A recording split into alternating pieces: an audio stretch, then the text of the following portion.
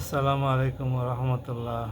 সম্মানিত দর্শক শ্রোতা ভাই এবং বোনেরা, আশা করি আপনারা সবাই সহি সালামতে আছেন। বাংলাদেশ সরকার সম্প্রতি একটি চমকদার খবর প্রকাশ করেছেন। পাবনার সুজানগর এবং রাজবাড়ির রাজৈর উপজেলার মাঝখানে পদ্মা ব্যারেজ নির্মাণের ঘোষণা দিয়েছেন, যার সর্বসাকুল্যে খরচ পড়বে 50,000 কোটি টাকা, প্রায় 4.5 বিলিয়নের মতো খরচ পড়বে। অবশ্য এই খরচটি হবে 2027 সাল থেকে 33 সাল পর্যন্ত, এই 7 বছরে।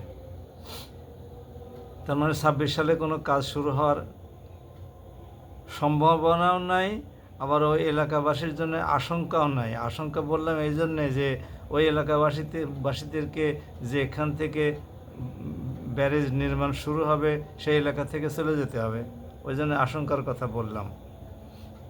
যাই হোক, যেটা বলছিলাম সেটা হলো এই বাংলাদেশ IMF-এর কাছ থেকে $1 বিলিয়ন ঋণের জন্য ধর্ণা দিয়ে বেড়াচ্ছে। IMF যেন তার শর্তগুলোকে শিথিল করে বাংলাদেশকে প্রতিশ্রুত $4.5 বিলিয়ন ঋণের একটা কিস্তি 1 বিলিয়ন বা 1.5 বিলিয়ন যেন ছাড় করে। সেই বাংলাদেশ সরকার পদ্মা ব্যারেজ নির্মাণ করবে $4.5 বিলিয়ন ব্যয় করে। এটা নিঃসন্দেহে প্রশ্নের উদ্রেক করে বই কি। যদি বাংলাদেশের নিজস্ব অর্থায়নে পদ্মা ব্যারেজ নির্মাণ করার সামর্থ্যই থাকে, তাহলে $1 বিলিয়ন মাত্র 12,000 কোটি টাকা, তার জন্যে IMF-এর কাছে ধর্ণা দিতে হবে কেন? তাদের শর্তের কাছে নথি স্বীকারই বা করতে হবে কেন? বাংলাদেশের কাছে জন্য কি 12,500 কোটি টাকা খুব বেশি টাকা?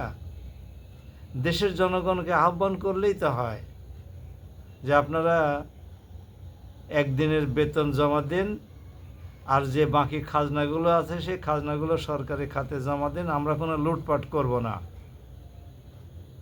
আরেকটা বিষয় হলো, যারা কারণে অকারণে বিদেশ সফর করছে, প্লেজার ট্রিপ দিচ্ছে, চিকিৎসার নাম নিয়ে হাজার হাজার ডলার নিয়ে বিদেশে ব্যাংকে রেখে আসছে, তাদের ওইগুলো বন্ধ করলেই তো হয়। প্রবাসীদেরকে একটু অনুরোধ করলেই হয় যে আমরা এই কাজটা করব, পদ্মা ব্যারেজ করব, আপনারা একটু বেশি টাকা দেশে পাঠান। তারা তো 2 মাসেই $12,000 কোটি টাকা ইজিলি দিতে পারে। তাহলে পরে বাংলাদেশ সরকারের তো আর ঋণ নিতে হয় না, IMF-এর শর্ত মানারও কোনো প্রয়োজন পড়ে না, IMF-এর পিছনে পিছনে ধর্ণা দিতেও হয় না, তেল দিতে হয় না পায়ে। আসলে বাস্তববাদী রাজনীতিবিদ হওয়া খুবই প্রয়োজন। দেশের জনগণের আস্থাভাজন রাজনীতিবিদ হওয়া খুবই প্রয়োজন। তা না হলে দেশের জনগণকে যদি আস্থায় না আনতে পারেন, তাহলে বিশ্বব্যাংক কেন পদে পদে জায়গায় জায়গায় ক্ষণে ক্ষণে ধর্ণা দিতে হবে, হাত পাততে হবে। স্মরণ রাখা দরকার, বাংলাদেশ সরকার যেন এই কথাটি স্মরণ রাখে যে আগামীকাল হাসরের মাঠে ভিক্ষুকরা মুখে মাংসবিহীন অবস্থায় আল্লাহর দরবারে হাজির হবে। ঋণ চাওয়া মানে কিন্তু ভিক্ষা চাওয়া। মুসলিম কান্ট্রিগুলোর মধ্যে বাংলাদেশ সবচেয়ে জনবহুল দেশগুলোর একটি, যারা বিশ্বব্যাংক, IMF, Asian development bank, Islamic development bank তো দেয় না, সামান্য কিছু দিয়ে বা হাত ঝেড়ে ফেলে, তাদের কাছে হাত পাততে হয় কেন? 18 কোটি মানুষের দেশকে কেন জনগণকে অবজ্ঞা করে, জনগণের উপরে নির্ভর না করে, জনগণের কাছে আবেদন না করে এই সমস্ত দাতা সংস্থার কাছে হাত পাততে হবে সামান্য টাকার জন্যে?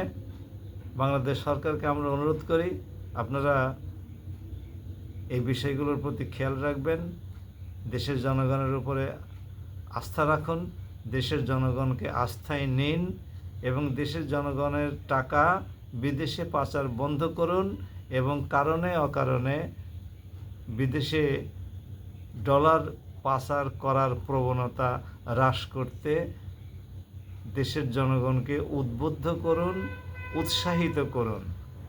বিদেশিরা অন্য দেশ থেকে টাকা রোজগার করে নিজেদের দেশে নিয়ে আসে, আর আমরা কোন বিবেচনায় দেশের উপার্জিত টাকা, দেশের মানুষের টাকা বিদেশে নিয়ে যাই? কোন বিবেচনায়? এটা কি কোনো সুবিবেচনার লক্ষণ? এই বোধটুকু জাতির মধ্যে জাগ্রত করুন, তাহলে আশা করা যায় দাঁড়ে দাঁড়ে হাত পাততে হবে না, ভিক্ষুকের মতো হাত পাততে হবে না। আশা করি বাংলাদেশ সরকার এটা স্মরণে রাখবে। আসসালামু আলাইকুম ওয়া রাহমাতুল্লাহ।